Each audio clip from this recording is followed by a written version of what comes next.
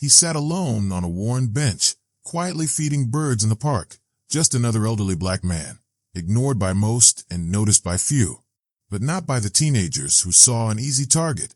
They laughed, pointed, filmed, called him names no one should ever hear. But what they didn't know, what they couldn't possibly imagine, was who he truly was. This man had once worn the robe of power, his decisions echoing across courtrooms for decades. And now, they were about to learn that lesson the hard way. What happens when arrogance meets a legacy they never saw coming? Every Sunday morning, before the city stirred fully awake, Harold Freeman made his way to Lincoln Park. Dressed neatly in his pressed blazer and weathered hat, he carried a paper bag filled with breadcrumbs. He always sat on the same bench, near the old oak tree, where the pigeons knew to wait. To most, he was just another elderly man, slow in step, quiet in nature, blending into the background of a busy, indifferent world. He preferred it that way. Retirement had given him peace, far from the high-profile courtroom where he once commanded silence with a single glance. For 40 years, Judge Freeman had presided over some of the most complex federal cases in the country. But now he was just Harold, the man who fed birds and watched clouds shift. People passed by without a second thought. A few joggers nodded politely. Parents tugged their kids along without stopping. And that was fine with him. In this new chapter of life, anonymity was a blessing, but not for everyone. Across the street, a group of teenagers gathered. Loud, restless, bored, armed with smartphones and misplaced bravado. They were looking for attention and a target. When they spotted Harold sitting alone, they exchanged smirks. To them, he was no one, powerless, unimportant, an old black man in a park who wouldn't fight back.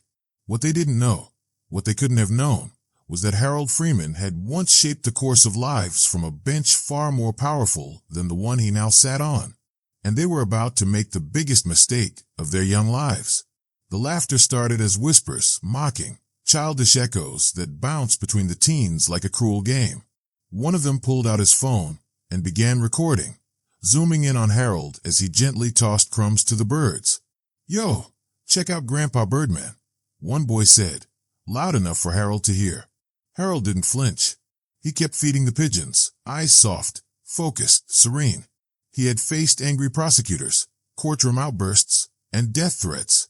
Teenagers with shaky voices and overgrown egos didn't rattle him. But the boys took his silence as weakness. They came closer. The leader of the group, a tall kid with a backwards cap and a manufactured swagger, walked up and kicked the edge of the bench, startling the birds into flight. "Hey, old man," he said, smirking. "You feeding those birds or talking to them? You crazy or just poor?" The others howled with laughter. One tossed a crumpled soda can toward Harold's feet. Another mimicked an old man's walk, dragging his legs like a zombie, while recording for what they surely thought would be a viral video. Still, Harold didn't respond. His calm unnerved them more than any comeback could. The mocking escalated. A second boy moved in, leaned closer, phone still recording. "What's in the bag, huh? You got government cheese in there." Now, people in the park were starting to notice. A mother pulled her child closer. A jogger slowed down. But no one intervened. That's the part that hurt the most. Harold could feel it. The silent watching. The hesitation. The fear of getting involved. He closed his eyes, taking a deep breath. Not in fear. In control. Then he stood up slowly, but with purpose. The boys took a step back, startled by the sudden shift. "You boys done?" he asked, voice low but firm. They laughed again, but with less certainty this time. "Or what, old man?" one challenged. "You gonna call your nurse?" Harold reached into his coat and pulled out a worn leather folder, one he hadn't touched in years, but carried out of habit. From inside, he removed an official-looking ID. He held it up without a word. The mood shifted instantly. It wasn't a driver's license. It wasn't some retired teacher's badge. It was a federal identification card, embossed and unmistakable. Honorable Harold Freeman, U.S. District Court, retired. The boys froze. The leader stepped back, blinking. "Wait, you were a judge?" Harold nodded. "For 40 years. The crowd that had watched silently now leaned in. Someone whispered, "That's Judge Freeman, the one from the Anderson trial. Suddenly, the boys weren't the center of attention anymore. Their bravado cracked. The phones that once recorded their cruelty now captured their shame. And for the first time, Harold spoke with the weight of the bench he once ruled from. Think carefully about who you mock. You never know whose life you're disrespecting, or who might be holding the mirror up to yours. The silence that followed was deafening. The boys who had laughed moments ago now stood frozen, their smirks wiped clean by the weight of the truth. Around them, the small crowd had grown. Phones were no longer aimed at Harold for mockery. They were now capturing something very different, the unraveling of arrogance under the shadow of truth. The leader of the group opened his mouth to speak, but no words came. He looked at the ID again, then at Harold, searching for some crack in the truth, some excuse to cling to. But there was none. One of the younger boys lowered his phone slowly. His hand trembled. I've seen your name," he whispered, "in my brother's law textbook." Harold gave a faint smile, not of pride, but of quiet affirmation. "I've sentenced people to life," he said, "and I've given second chances to those who earned them. But I never tolerated disrespect. Not in my courtroom. Not in my life." A park security officer, who had just arrived after being flagged down, stepped between them. "Everything all right here, sir?" he asked, clearly recognizing Harold's face. Harold nodded.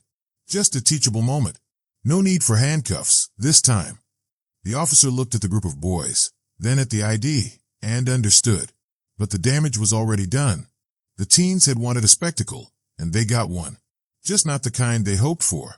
In the corner of the crowd, someone muttered, "They picked the wrong man today." Harold tucked his badge away, straightened his blazer, and looked each boy in the eye. "Power," he said calmly, "isn't always loud. Sometimes it just sits quietly on a bench waiting." Then he walked away, slow, dignified, the way he came, leaving behind a silence heavier than any sentence he had ever passed in court. Harold didn't come to the park the next day, or the day after that. But when he returned the following Sunday, something had changed. People noticed him now, not with pity or fear, but with quiet respect. The same joggers who once ran past without a glance gave nods of recognition. A young couple offered him coffee, and near the bench where it all happened, a laminated copy of the news article hung from the old oak tree. Retired federal judge teaches powerful lesson after teens attempt to humiliate him in park. The video had gone viral. Millions watched. Some praised Harold's restraint. Others were stunned by the teens' ignorance. But almost all asked the same question. How many others do we judge without knowing their story? As for the boys, they didn't vanish into the shadows. Instead, thanks to Harold's insistence, they were given a choice. No charges, no arrests, but mandatory community service at the local courthouse, where they'd sit through hearings, help clerks, and learn firsthand the power and responsibility of justice. Weeks later, one of them approached Harold quietly after a shift. His voice was unsure, but his eyes were sincere. "I didn't know who you were," he said, "but that doesn't matter. I should have respected you anyway." Harold looked at him, nodded, and replied, "That's the lesson." This story isn't just about a retired judge. It's about the dangerous assumptions we make, the quiet people we overlook, the way society teaches us who matters, and who doesn't, based on skin, age, silence. But sometimes, those we dismiss are the very ones who once helped shape the rules we live by. So the next time you see someone sitting quietly, ask yourself, what story might they carry? And are you really seeing them, or just assuming?